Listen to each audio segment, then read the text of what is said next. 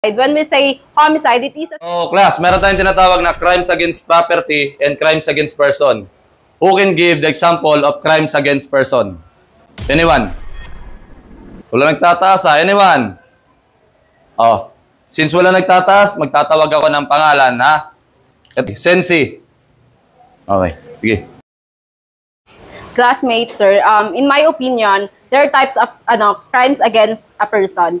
First is infanticide, parricide, homicide, and murder. So, what is the difference between homicide and murder? Sir, in my opinion, murder and homicide, when we say homicide, it is a simple killing of a person without qualifying circumstances, while the murder, it is a killing of a person with qualifying circumstances, such as evident premeditation, treachery, or taking of advantage of superior strength, sir. An example of crimes against property po, sir, is...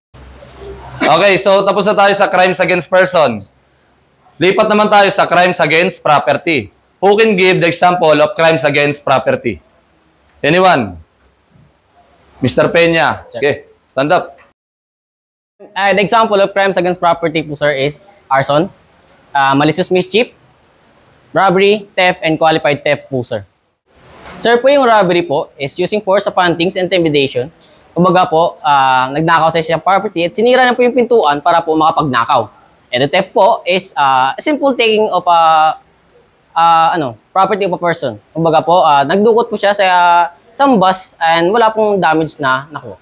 And sa qualified theft po, ang keyword lang po natin doon is trust and confidence. Kumbaga po, kinuha niyo po yung tiwala ng amo mo para po makapagnakaw ka sa isang property. Yun, palakpakan.